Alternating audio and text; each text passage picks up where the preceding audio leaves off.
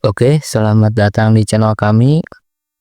Di episode pertama ini, kita akan belajar Excel dari dasar.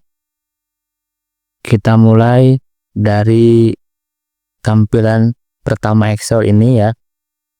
Terus nanti kita bakal bahas apa itu kolom, apa itu baris, apa itu range, terus apa itu sheet, apa itu tab, dan sebagainya. Kita akan bahas ya fitur-fitur dasarnya. Terus kita akan menjelaskan tampilan Excelnya apa gitu kan. Nah, sebelum lanjut, yang belum subscribe, di subscribe terlebih dahulu ya. Terus jangan lupa di like, terus di share ke teman kalian biar bisa sama-sama belajar Excel ya. Nah, ini adalah tampilan pertama ketika kita membuka Excel seperti ini kan. Di sini ada banyak template yang bisa kita gunakan. Di sini ada misalkan mau bikin kalender, di sini ada nih, well, template planning gitu kan. Nah, tetapi kita akan pilih yang blank workbook saja, yang benar-benar clear dari awal kan ya. Kita pilih blank workbook. Nah, ini tampilan lembar kerja pertama Excel seperti ini. Di sini ada satu sheet ya. Kalau kita mau menambahkan sheet atau lembar kerja, ini sebutannya sheet ya. Nah, kalau mau menambahkan jadi dua sheet, di sini ada new sheet. Kita klik. Nah, berarti jadi ada dua sheet nih. Nah, misalkan atasan kalian tolong bikin data ini di sheet yang berbeda, berarti dalam satu file di sheet yang berbeda ya ini. Ada sheet 1, ada sheet 2, misalkan bisa ditambahkan lagi jadi sheet 3 gitu ya. Nah, itu adalah lembar kerja atau sheet. Terus di atas di sini ada yang namanya tab. Di sini tab home, terus di sini tab insert. Saya klik lagi tab layout. Terus tab formula dan sebagainya ya. Ini disebut tab. Nah, dalam tab ini ada yang panjang ini disebut ribbon ya. Di setiap ribbon tuh ada section fitur-fitur Excel sini ya.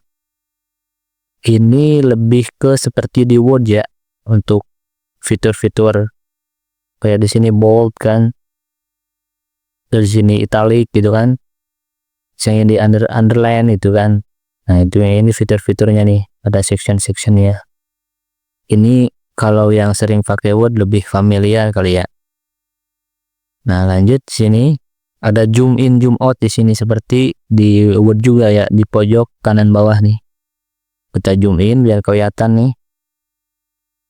Nah, di sini ada pula yang namanya kolom. Kolom ini ke bawah ini ya, lurus ke bawah kolom.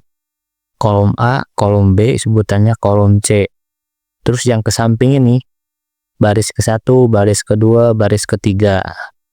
Ada kolom, ada baris. Itu sebutannya di Excel ya.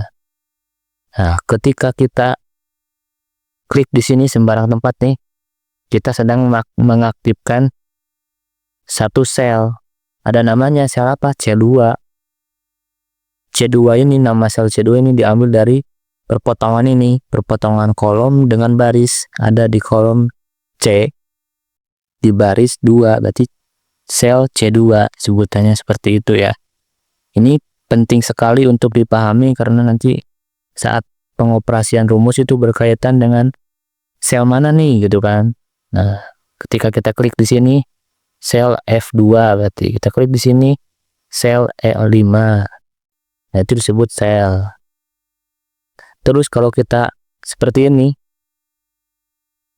ngeblok seperti ini ya, ini disebut range. Kalau ada datanya, misalkan datanya angka, kumpulan range angka gitu kan. Nah, ini kalau kita blok seperti ini, range itu kumpulan beberapa sel. Nah, itu yang harus diingat-ingat ya, yang harus dihafal. Ada range, ada sel gitu ya. Terus sel ini tuh bisa kita diperkecil atau diperbesar ya, fleksibel nih.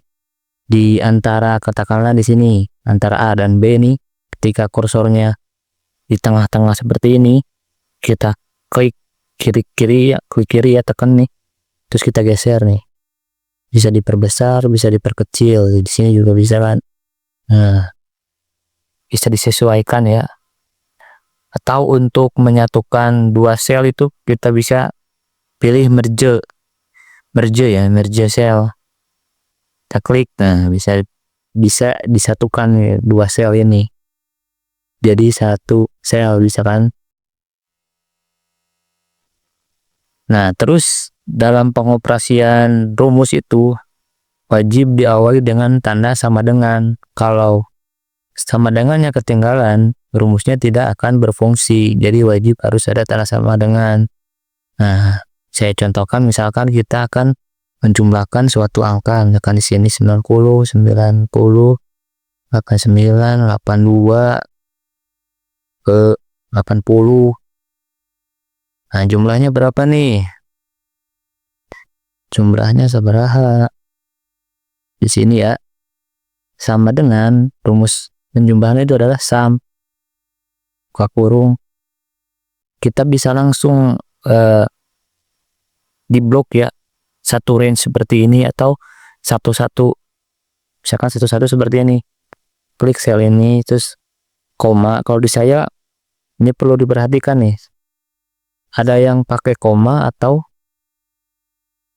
titik koma, tergantung settingan PC kalian. Kalau settingan PC saya tuh pakai koma ya, jadi koma nih, terus ini koma juga, koma, terus tutup kurung, enter. Nah, berarti jumlahnya adalah 431. Nah, itu hal-hal yang paling mendasar yang harus dimengerti ya. Kurang lebih seperti itu. Untuk lebih lanjutnya nanti kita akan bahas sambil berjalan, kita belajar ya di video-video selanjutnya. Oke. Sekian dulu ya.